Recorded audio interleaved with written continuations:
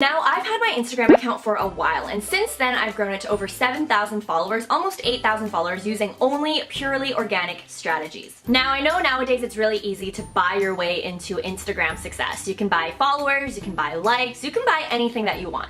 But for me personally, I've always favored the organic approach, especially if you are using Instagram for your business. And I really say this for multiple reasons. First of all, if you are spending money automating your account or spending money buying likes and buying followers, you're gonna need to financially keep that up for a long period of time.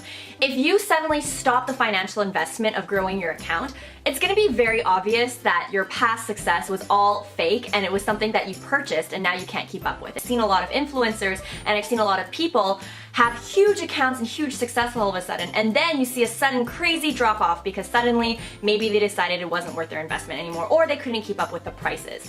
That's a really dangerous spiral to find yourself in. The second reason why it's important to stick to organic strategies, especially again for your business, is you want to engage with real people, with real audiences, real potential customers, real potential clients. If all of them are fake or if all of them are ghost followers, you're really only talking to yourself. So if you agree with my points at all, or you are actually down for learning all of this, then keep on watching because I'm going to share with you my 5 top hacks that I've used to grow my Instagram organically to almost 8,000 followers. And also, before I forget, make sure you keep on watching because at the end I'm going to share a resource that you can download with my full checklist of things to look at when growing your Instagram organically. So you definitely don't want to miss that. And as a fun bonus, this video is actually made in collaboration with my girl Natasha Soleil. So I'm actually going to teach you the organic growth strategies, and Natasha is going to help you make your feed look bomb. Because truth be told, your feed is actually the first impression that someone has when they go onto your account. And you want to make sure that you make the best impression possible so that it increases the chances of them following you and engaging with you. So definitely check out Natasha's video. I'm going to link it in the description box and the comment section below. Now, the first tip that I have that I feel like a lot of people gloss over or don't mention at all is to actually change your name on Instagram so that you can optimize your SEO. And what SEO means is search engine optimization. Let me explain. Alright, so I'm actually going to share my screen right over here so you can follow along. But basically what you'll notice is that on my page, you'll see that instead of just putting my name on the front, I actually put Millennial Biz Coach because that's what I am. And the reason why this is important, what I see a lot of people not doing, is because when you actually go into search and let's say I type in millennial, even though the person is typing millennial and not necessarily Vanessa, I'm still gonna show up on the page, which is awesome. So what I recommend to you, especially if you have a business or you're a service-based business, is that capitalize the name section that's on your bio because that's going to allow you to rank higher in SEO.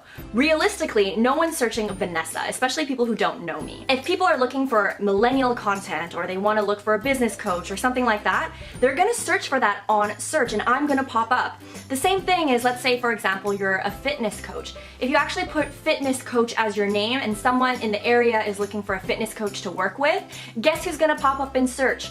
You. So definitely make sure you're leveraging that key aspect of that bio section and you're not putting it to waste because that is precious real estate to help you rank higher in Instagram search. The second tip that I have for you is to write captions that convert. I know it's really easy to want to post a meaningless emoji or a song lyric, but really add depth to your Instagram account. Something that I love to teach my clients when we're talking about their Instagram strategy is yes, the post itself, the picture has to be nice because it's going to allow someone to stop the scroll and actually pay attention to what you have to say. But it's the caption that allows those conversations to happen and that actually allows that engagement. Think of it like dating. Usually you want to date someone because first off, you were attracted to their looks maybe.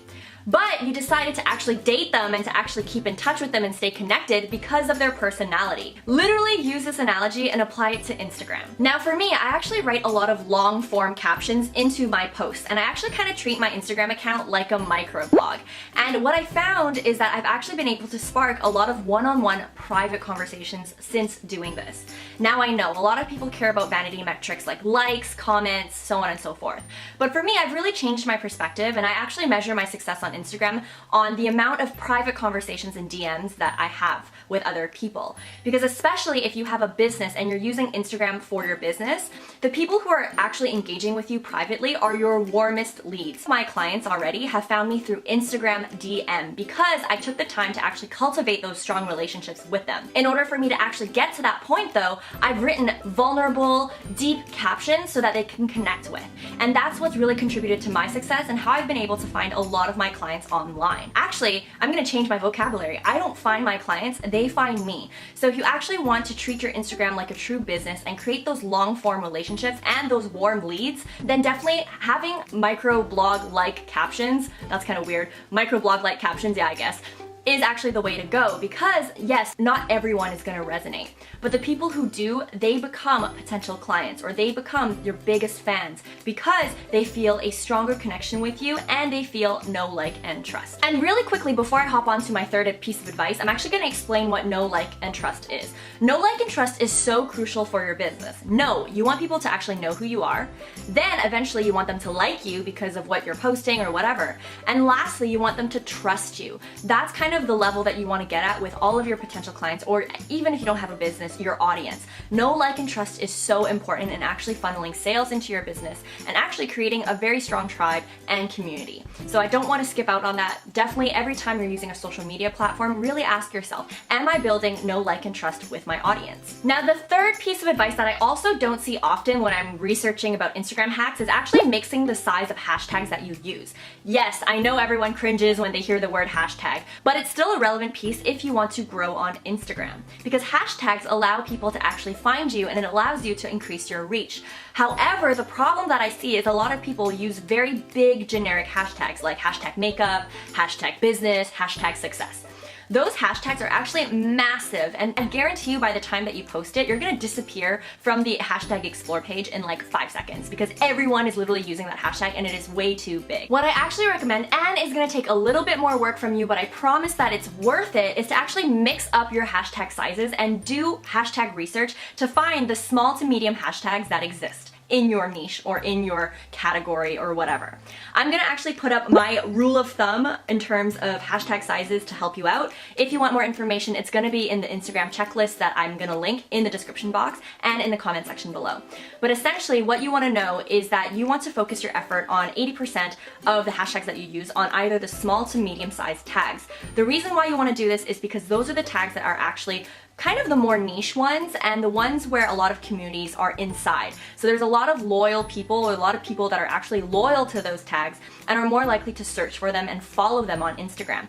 And it's also going to increase the chances of you actually staying on that explore page for hashtags a lot longer versus if you use really large tags. And again, if you need more help, definitely just download the checklist. It has all of the information that you need and more. So don't sleep out on that. I'll link it in the description box and the comment section below. But what you need to know for the purpose of this video is you need to actually switch up your hashtag sizes, because that's going to help you increase your reach and also help to make sure that you're actually reaching people that care about your content. Because the more niche that you are and the more tailored and segmented that you are, the more chances that people are going to want to follow your content because you're speaking to the right audiences. Now, on the topic of hashtags, this is my fourth piece of advice for you, and that is to actually rotate between your hashtags. A big mistake that I see a lot of people do is that they use the same hashtags over and over and over again.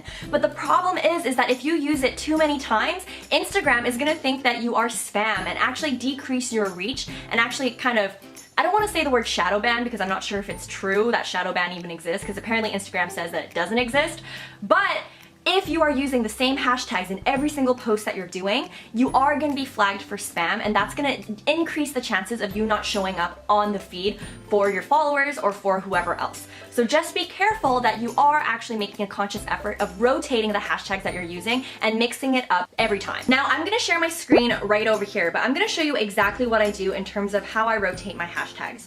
So after I've kind of done my research in terms of the hashtags that I want to use, and I mix it up between small to medium to large, I actually have a notepad in my Apple phone or in my iPhone, and I have different hashtag groups. So I have group number 1, then group number 2, then group number 3, group number 4, and I kind of have multiple groups that I rotate between. So every time I post something, I kind of keep track of the groups that I'm using, and I copy and paste it, and then I put it in my caption. And I don't really have to stress because it's things that I've already done in the past that I've already kind of in a way automated, so I'm not stressing about what hashtag to post for each post. But at the same time, I'm also making a conscious effort to make sure that I'm not using the same ones over and over again. On top of this, following advice number 3, I am also making sure that all my hashtag sizes are kind of varied and there's a mix between small, medium, and large to make sure that my reach is maximized.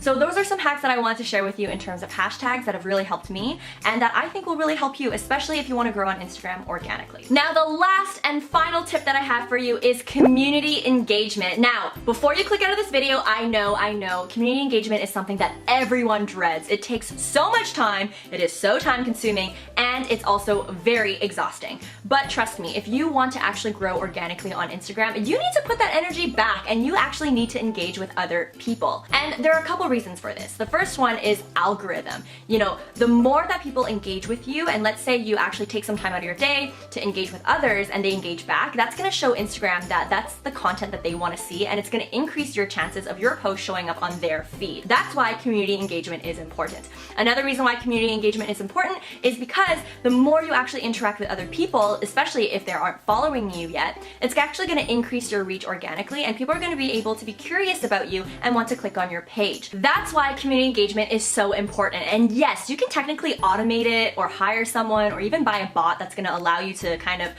automatically engage with other people, but it's kind of awkward when someone DMs you and they're like, hey, thank you for engaging with my post, and they kind of start talking to you and you're like, wait a second, I don't remember liking your post at all. Oh wait, it was my bot.